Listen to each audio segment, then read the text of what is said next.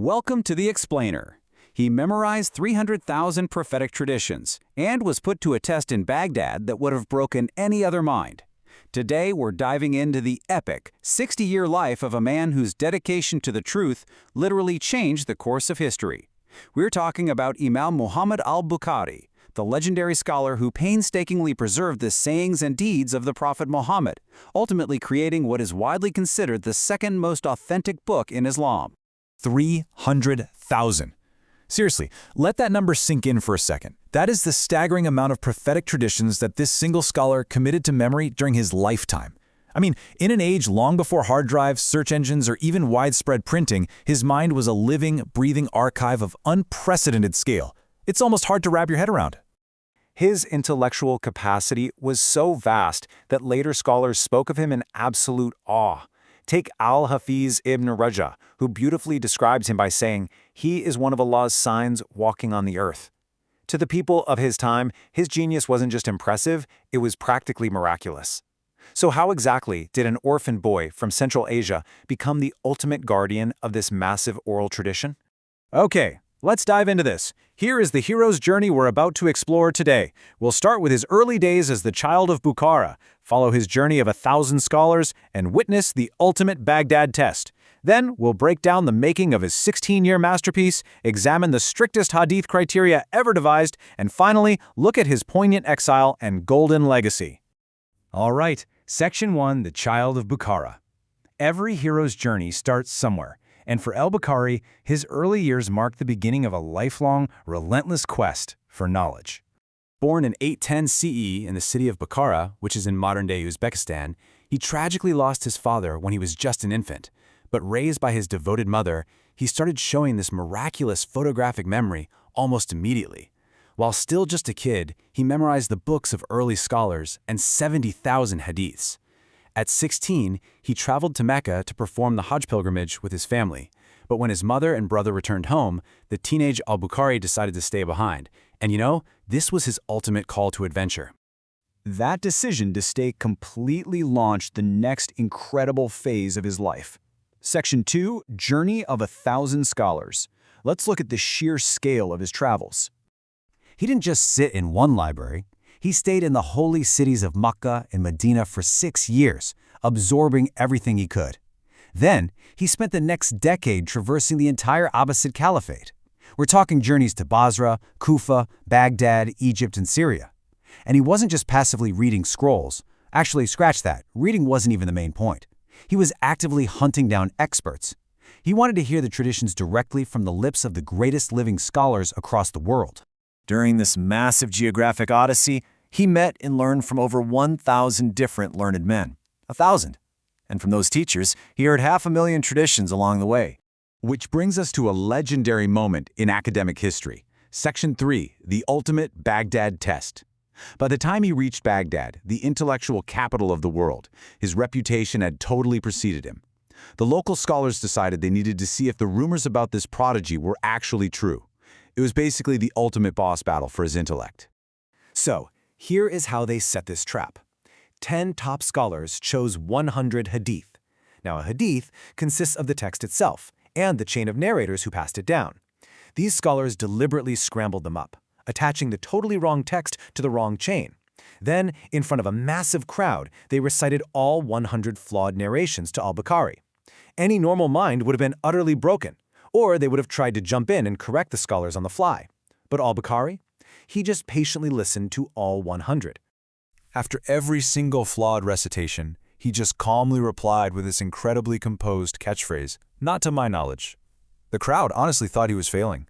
But then, the real magic happened.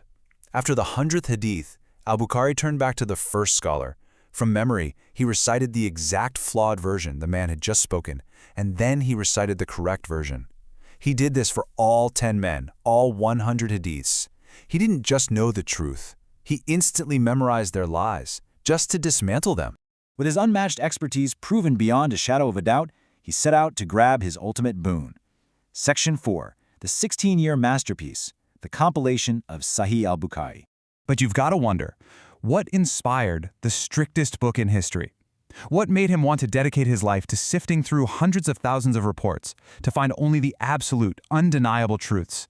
Well, according to historical sources, it all started with a profound dream.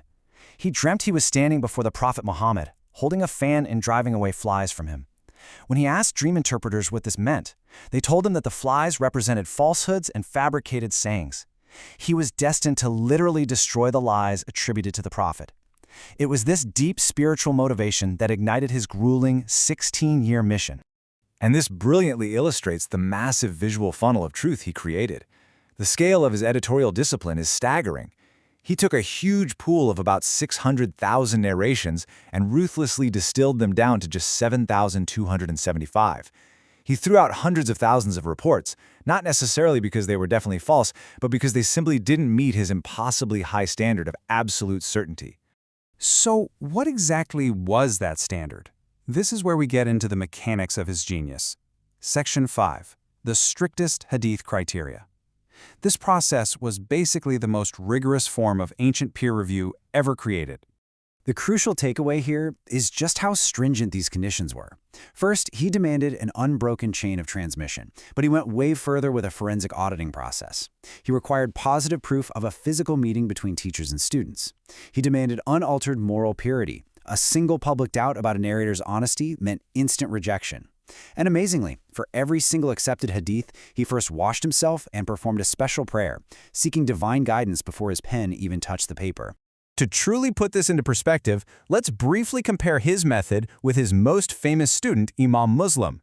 While Imam Muslim accepted that if two reliable people lived in the exact same era, it was highly likely they could have transmitted a hadith, a principle called contemporaneity, Al-Bukhari said, no way.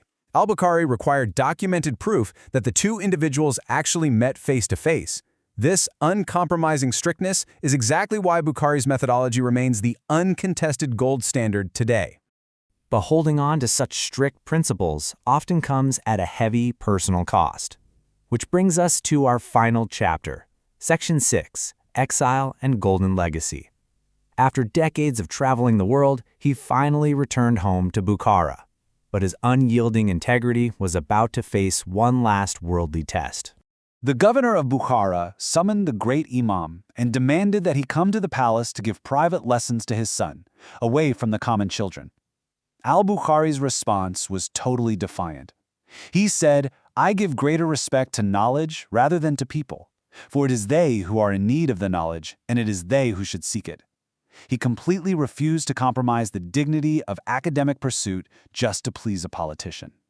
And that stance had real consequences. The governor was absolutely furious and actually had Imam Al-Bukhari banished from his beloved homeland. The aging scholar was forced to settle in a small village near Samarkand. It was a painful exile, but a brief one. In the year 870 CE, on the night of Eid al-Fitr, Imam al-Bukhari passed away at the age of 60, bringing a bittersweet close to his epic hero's journey.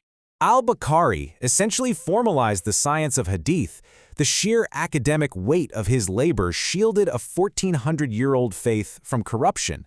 Because of his obsessive, unyielding attention to detail, Islamic law, morality, and theology were preserved not just through blind faith, but through one of the most exhaustive historical verification processes in human history.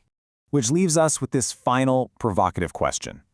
How does the pursuit of absolute truth by one single man, across deserts, decades, and tens of thousands of manuscripts, continue to shape the moral compass of billions of people today? It's pretty mind-blowing when you think about it. Imam al-Bukhari wasn't just a compiler of books, he was the ultimate architect of historical certainty.